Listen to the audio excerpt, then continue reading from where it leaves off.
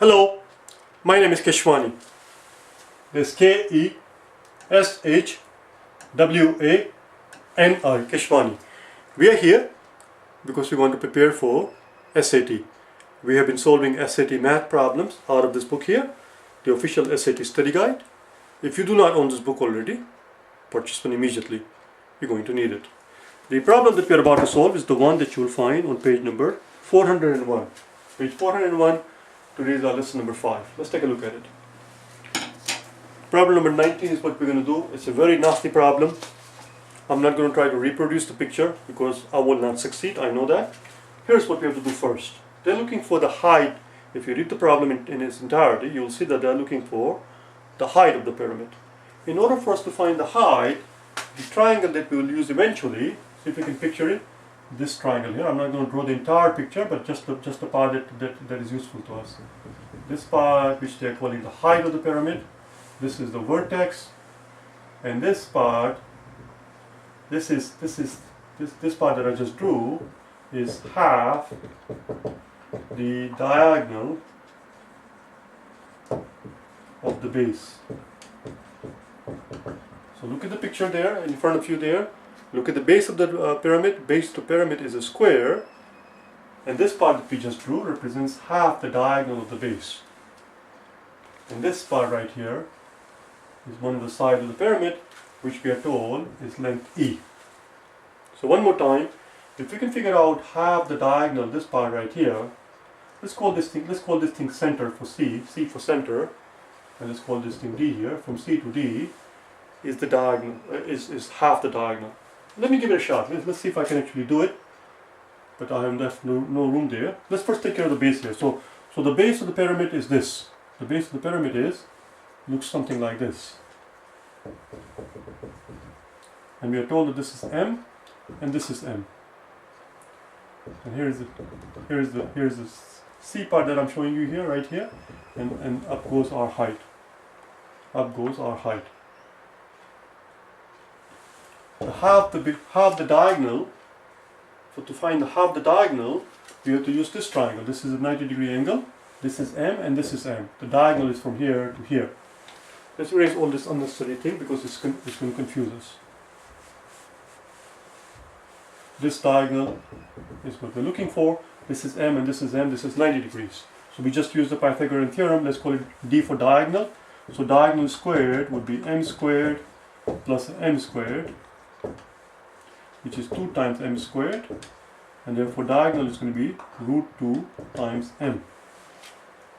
And half of the diagonal will be simply divided by 2. That's it. It's M times root 2 over 2, and root 2 over 2 can be written as root 2 over root 2 times root 2, because that's what 2 is. 2 equals root 2 times root 2, so it cancels out, and it's M over root 2. Yes, I know, it's a very nasty one. It's not a fun problem.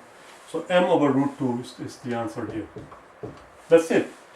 Now we can figure out what the height is. Height is simply, again, this is a 90-degree angle, and therefore we use Pythagorean theorem one more time and figure out the height.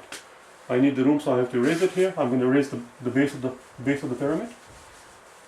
So now in this triangle here, CBD, in triangle CBD,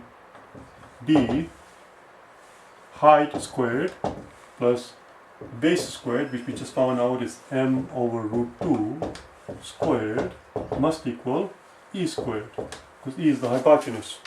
And we just have to solve for the edge. So let's do it then.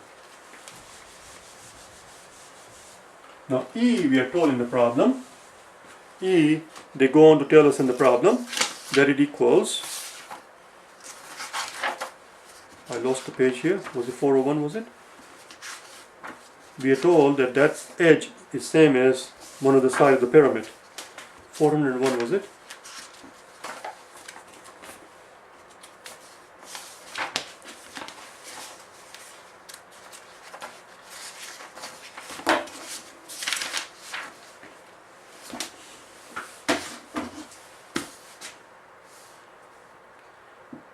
It says if E equals M. You see this E? If E equals M. So that's what we're going to do here. We're going to replace this E by m. Let's open the, let's do the whole thing. This is h squared, m squared, sorry, h squared plus m squared over root 2 squared. It's just going to be 2 equals m squared. Multiply the whole thing by 2. Multiply the entire equation by 2. So we get 2h squared plus m squared equals 2 times m squared. Subtract m squared from both sides. And we end up with 2h squared equals m squared. Therefore h squared equals m squared over 2. And h will finally be m over root 2. Oh. That's your answer. M over root 2. M over root 2. Answer is A. I want to make a couple of comments about this problem, so pay attention here. This question and questions like these, what I'm about to say here is going to sound a little bit derogatory, a little condescending, but you have to be realistic. You have to be pragmatic on the exam.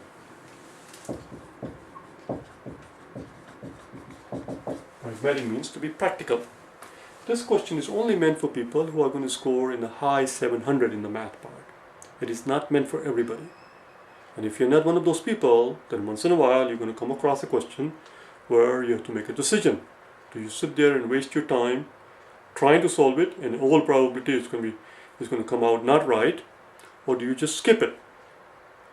This is the question that I would recommend that you just don't worry about it. This is not, as I said, straightforward one.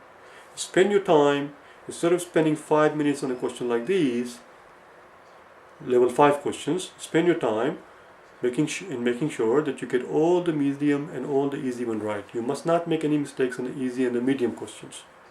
Getting a hard one wrong is not a big deal. Getting an easy or a medium question wrong is a big deal. Do you understand?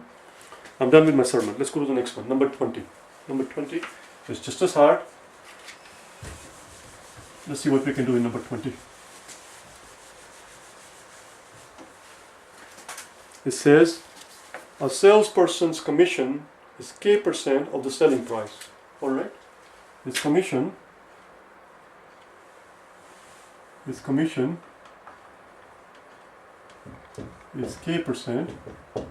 of the selling price.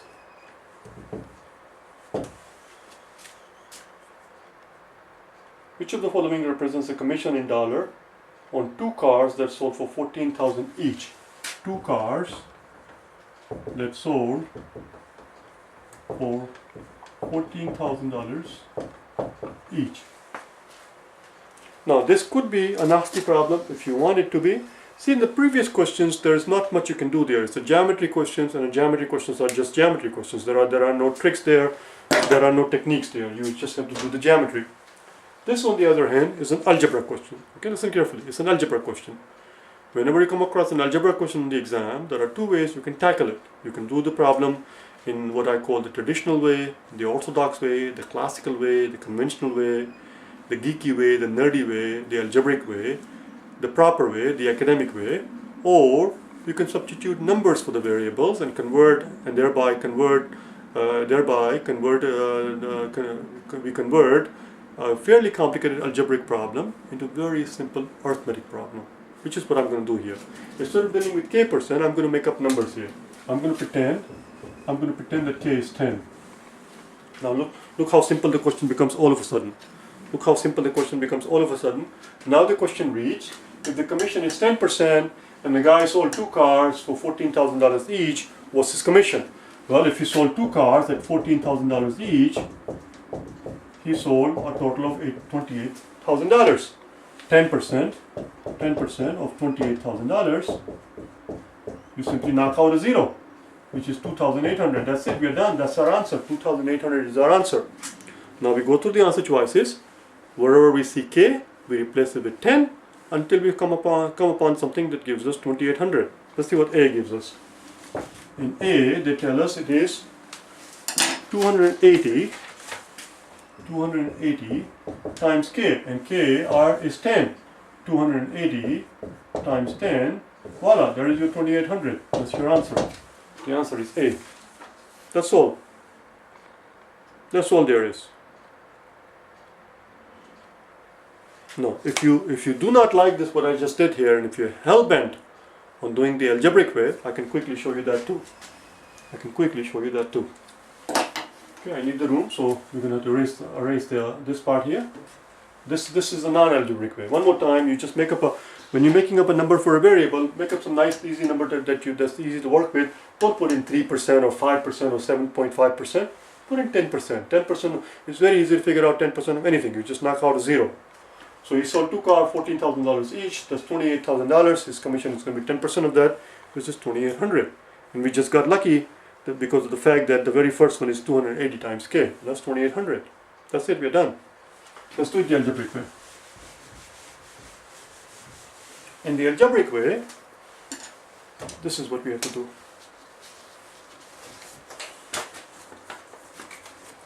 We are told that he makes K% of 2 times 14,000. What does percent mean? The word percent means out of 100, or over 100. That's what percent means. Percent literally means per 100. 7% means 7 out of 100. 9% means 9 out of 100. 37% means 37 over 100. 2.2% means 2.2 out of 100. That's what percent means. Percent means per 100. So here we have K%. Here we have K%, which means K percent means over 100. Of means times. 2 times 14,000. And that's our answer. That's it. That's his commission. We just have to simplify it. So we see 3 zeros on the top, we see 2 zeros on the top, divide top and bottom by 100, and we are left with 140 times 2, which is 280 times K. There you go. That's your answer choice there. Which is exactly what we just found a second ago. The answer is 280 times K. Alright? Bye now. I'll see you tomorrow in the next section. Okay? Bye now.